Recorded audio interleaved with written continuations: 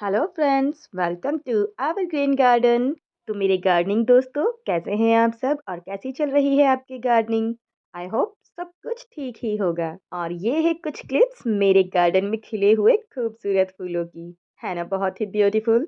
तो चलिए आज करते हैं गार्डनिंग में कुछ नया सा काम। एक्चुअली विंटर्स चालू हो गए हैं और विंटर्स में बहुत सारी सब्जियां उगाई जाती हैं। तो मैंने सोचा क्यों ना अपने गार्डन में भी कुछ बहुत ही प्यारी सी और बहुत ही यूज़फुल सी सब्जियां उगा ली जाए, जिनके लिए ना तो बहुत ज़्यादा समय देने की ज़रूरत पड़ती है और ना ही बहुत ज़्यादा मिट्टी, खाद और दूसरी चीज़ों की। तो चलिए देखते हैं आज हमने क्या किया है। एक्चुअली मैंने इस वेजिटेबल कैरेट का इस्तेमाल करके यहाँ पर उगाई है कुछ सब्जियाँ, बिना किसी पॉट या ग्रो बैग के। इस प्लास्टिक के वेजिटेबल कैरेट का यूज़ किया है और इसमें ये धनिया और लहसुन की सब्जियाँ उगा रखी हैं। इसे लगाना बहुत ही आसान है और इस तरह की ग्रोइंग करके हम बहुत सारी सब्जियां घर से ले सकते हैं। ये ताजी ताजी हरी हरी सब्जियां जब घर में उगेगी तो बहुत ही टेस्टी भी लगेगी और हमारे गार्डन को भी बहुत ग्रीन बनाएगी। तो जो मेरी तरह किचन गार्डनिंग करना चाहते हैं और समझ नहीं आ रहा है क्या लगाएं और कैसे लगाएं, तो चलिए आप लोगों के लिए एक आइडिया शेयर करती हूँ। ये ली है मैंने एक वेजिटेबल कैरेट। इससे बड़ी कैरेट का इस्तेमाल भी किया जा सकता है। जो फ्रूट वगैरह के लिए कैरेट्स होती हैं वेजिटेबल्स के लिए, ये साइज़ में बड़ी होती हैं और इसमें आप बहुत सारी वेजिटेबल्स उगा सकते हैं। इनका इस्तेमाल आप सीज़नल वेजिटेबल्स जैसे धनिया, पालक, मेथी इस तरह की चीज़ों को उगाने में कर सकते हैं। इसमें मैंने पॉटिंग मिक्स डाल लिया है। वैसे कैरेट में कुछ जालियाँ होती है, इससे मिट्टी बाहर निकल सकती है, तो इसलिए मैंने पहले इसमें कुछ पॉलीथीन लगाई और फिर इसे पॉटिंग मिक्स से भर दिया। पॉटिंग मिक्स वैसे ही जैसे हम जनरली बनाते हैं, गार्डन सॉइल, थोड़ा सा कोकोपीट, सैंड और कंपोस्ट खाद, इन सब से भरने के बाद इसे किसी तीली या रॉड के साथ इस तरह से मिट्टी को ढीला करते हुए हम एक क्यारी बना लेंगे।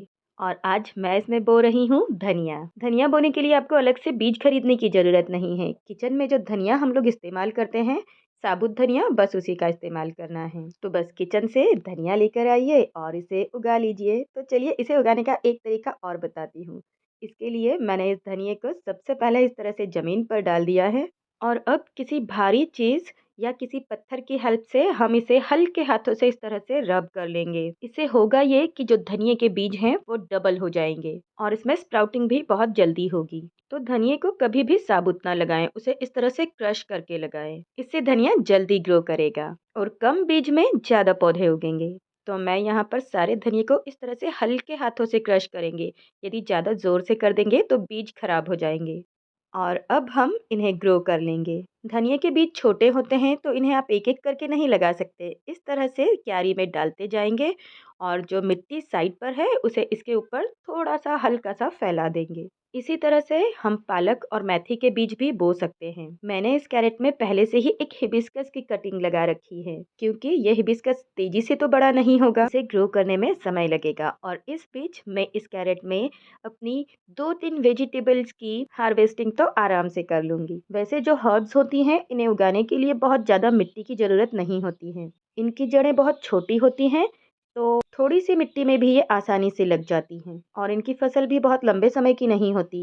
यहाँ पर मैंने धनिया डालकर इसके ऊपर मिट्टी को फैला दिया है, जिससे कि बीज बाहर के वातावरण के कांटेक्ट में ना आए और मिट्टी में रहकर अच्छी तरह से जर्मिनेट हो जाए। मैंने एक लेयर धनिया की लगा दी है। अब दूसरी लेयर मैं यहाँ पर लगाने वाली हूँ लहसुन की। लहसुन में बहुत सारे एंटीबैक्टीरियल प्रॉपर्टीज होती हैं।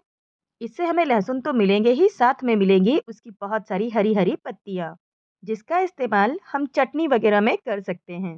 लहसुन को ऐसे ही ग्रो नहीं करते, बल्कि इन्हें इस तरह से अलग अलग करके कलियाँ निकालते हैं और फिर इन्हें मिट्टी में इस तरह से ग्रो करते हुए उगाते हैं।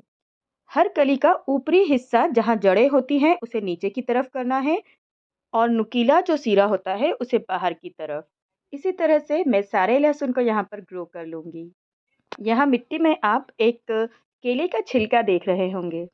केले खाने के बाद जो छिलके बच जाते हैं उसे मैं अपनी मिट्टी में डाल देती हूँ, जिससे ये डिकम्पोज होकर खाद बन जाते हैं और मिट्टी को बहुत सारे न्यूट्रिएंट्स देते हैं, जिससे कि इसमें उगने वाली फसल में आपको अलग से कोई खाद वगैरह डालने की ज़रूरत ना पड़े।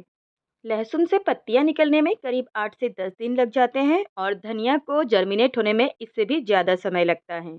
धनिया को उगाने का एक और तरीका है। मार्केट से जब हम हरी धनिया खरीद कर लाते हैं तो ऊपर की पत्तियां काट ले और जो जड़ वाला हिस्सा है उसे मिट्टी में डाल दे। तो इस तरह उगाने पर आपको बहुत जल्दी नया धनिया मिलने लगेगा। और इस तरह से लहसुन उगाने से हमें मिलने वाली है इसकी बहुत सारी हरी हरी ताजी ताजी पत्तियां, जो कि किचन में बहुत काम आने वाली हैं।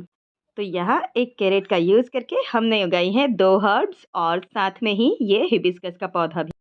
के बीज उगाने और लहसुन को लगाने के बाद इसमें हम हाथों से छिड़कते हुए थोड़ा पानी डाल देंगे। पाइप से या तेजी से इसमें पानी बिल्कुल नहीं डालेंगे, वरना जो धनिया के बीज डले हुए हैं वो ऊपर की तरफ निकल आएंगे और मिट्टी साइड हो जाएगी। चाहे तो इसमें स्प्रे कर सकते हैं पानी को, और इसमें नमी कुछ दिनों के लिए बनाए रखना जरूरी है। और इन बीजों को उगाने के बाद इसे छांव में रखने की बिल्कुल भी जरूरत नहीं है, क्योंकि हमने इसे सर्दियों में उगाया है और इस समय धूप वैसे ही कम होती है। तो इन्हें धूप की जरूरत है, इसलिए हम इसे धूप में ही रखेंगे। मैंने इस धनिया को अपने टेरेस गार्डन में ग्रो किया है, तो मैं इसे टेरेस पर ही रखती हूँ, जहाँ 3-4 घंटे अच्छी तरह धूप आती हूँ। और अब शुरू होता है असली काम, पौधों के जर्मिनेशन का इंतजार करना।